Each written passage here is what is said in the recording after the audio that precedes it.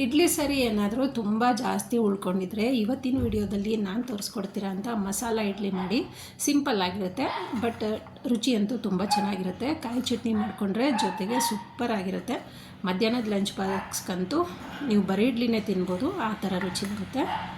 ಮೊದಲಿಗೆ ನಾನಿಲ್ಲಿ ನೋಡಿ ಉಳಿದಿರೋ ಅಂಥ ಇಡ್ಲಿ ಸರಿಗೆ ಸ್ವಲ್ಪ ಕಡಲೆಬೇಳೆ ಹಾಕ್ಕೊಳ್ತಾ ಇದ್ದೀನಿ. ಜೊತೆಗೆ ಕಟ್ ಮಾಡ್ಕೊಂಡಿರೋಂಥ ಒಂದು 3 ಹಸಿರು ಮೆಣಸಿಕಾಯಿನ ಹಾಕ್ಕೊಳ್ತಾ ಇದ್ದೀನಿ. ಹಸಿರು ಮೆಣಸಿಕಾಯಿನ ನೀವು ಆದಷ್ಟು ಕಡಿಮೆ ಹಾಕ್ಕೊಳ್ಳಿ, ತಿನ್ನುವಾಗ ಬಾಯಿಗೆ ಸಿಕ್ಬಿಡುತ್ತೆ ಜಾಸ್ತಿಯಾಗಿ. ಕಟ್ ಮಾಡ್ಕೊಂಡಿರೋಂಥ ಈರುಳ್ಳಿನ ಹಾಕ್ಕೊತಾ ಇದ್ದೀನಿ. ಈರುಳ್ಳಿ ಸಣ್ಣದಾಗಿ ಕಟ್ ಮಾಡ್ಕೊಬೇಕು. ಜೊತೆಗೆ ಸ್ವಲ್ಪ ಕೊತ್ತಂಬರಿ ಸೊಪ್ಪು, ಕಾಯಿ ತುರಿ ಸ್ವಲ್ಪ. ಕಾಯಿ ತುರಿ ನೀವು ಇನ್ನೂ ಸ್ವಲ್ಪ ಹೆಚ್ಚಿಗೆ ಹಾಕೋಬೋದು. ತುರಿದಿರೋ ಅಂಥ ಕ್ಯಾರೆಟು, ಸ್ವಲ್ಪ ಉಪ್ಪು ಹಾಕ್ಕೊಳ್ತಾ ಇದ್ದೀನಿ. ಉಪ್ಪನ್ನ ನಾವು ಆಲ್ರೆಡಿ ಇಡ್ಲಿಗೆ ಹಾಕ್ಕೊಂಡಿರ್ತೀನಿ. ಇವಾಗ ಎಂತಕ್ಕೆ ಹಾಕ್ಕೊತಾ ಇದ್ದೀನಿ ಅಂದರೆ, ನಾವು ಹಸಿರು ಮೆಣಸಿಕಾಯಿ ಮತ್ತು ಈರುಳ್ಳಿ ಹಾಕಿರೋದ್ರಿಂದ ಸ್ವಲ್ಪ ಉಪ್ಪನ್ನ ಮತ್ತೆ ಹಾಕ್ಕೊಂಡ್ರೆ ರುಚಿ ನೀಟಾಗಿ ಬರುತ್ತೆ. ಇವಾಗ ಮಿಕ್ಸ್ ಮಾಡ್ಕೊಳ್ಳೋಣ. ಮಿಕ್ಸ್ ಆದಮೇಲೆ 1 ಅವರ್ ಹಾಗೆ ಮುಚ್ಚಿಡಬೇಕು, ಯಾಕಂದರೆ ಕಡಲೆಬೇಳೆ ಹಾಕಿರೋದ್ರಿಂದ ಅದು ಸ್ವಲ್ಪ ಮೆದು ಆಗಬೇಕು, ಅದಕ್ಕೋಸ್ಕರ.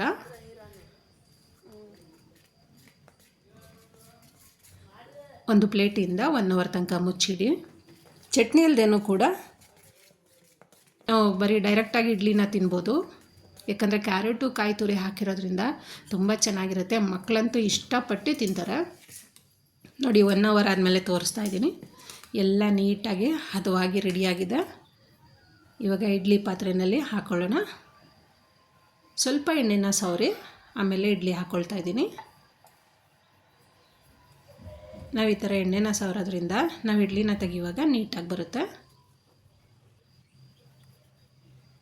ಚಟ್ನಿ ಬೇಕು ಅಂತಲೇ ಅನಿಸಲ್ಲ, ನೀವು ಡೈರೆಕ್ಟಾಗಿ ಬರೀ ಇಡ್ಲಿನೂ ತಿನ್ಬೋದು, ಅಷ್ಟೇ ರುಚಿಯಾಗಿ ಬರುತ್ತೆ.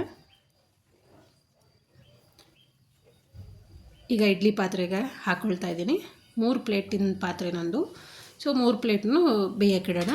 ನೀವು ಒಂದು ಸಲ ಟ್ರೈ ಮಾಡಿ ಫ್ರೆಂಡ್ಸ್. ಹಾಗೆಯೇ ರುಚಿ ಹೇಗೆ ಬಂತು ಅಂತ ದಯವಿಟ್ಟು ಕಮೆಂಟ್ಸಲ್ಲಿ ಹಾಕೋದು ಮಾತ್ರ ಮರಿಬೇಡಿ, ಯಾಕಂದರೆ ನನಗೆ ರುಚಿ ಹೇಗೆ ಬಂತು ಅಂತ ಗೊತ್ತಾಗಬೇಕಲ್ವಾ. ಹಾಗಾಗಿ ನೀವು ಒಂದು ಸಲ ಟ್ರೈ ಮಾಡಿ, ನಿಮ್ಗೆ ಹೇಗೆ ಬಂತು ರುಚಿ ಅಂತ ಹೇಳಿ. ಇವಾಗ ಮುಚ್ಚಿಟ್ಟು ಇಡ್ಲಿ ಬೇಯಕ್ಕೆ ಬಿಡೋಣ. ಓಪನ್ ಮಾಡಿ ತೋರಿಸ್ತಿದ್ದೀನಿ ನೋಡಿ. ಬೆಂದಿರೋ ಅಂಥ ಇಡ್ಲಿನ ಎಷ್ಟು ನೀಟಾಗಿ ಎದ್ದು ಬರುತ್ತೆ ಅಂದರೆ ಒಂದು ಇಡ್ಲಿನೂ ಕಿತ್ತು ಬರಲ್ಲ, ತುಂಬಾ ಚೆನ್ನಾಗಿರುತ್ತೆ. ನಾವು ಇಡ್ಲಿಗೆ ಕಾಯಿ ತುರಿ ಮತ್ತು ಕಡಲೆಬೇಳೆ ಹಾಕಿರೋದ್ರಿಂದ ತಿನ್ನುವಾಗ ಕಡಲೆಬೇಳೆ ಅಂತೂ ಸೂಪರ್ ಟೇಸ್ಟ್ ಕೊಡುತ್ತೆ.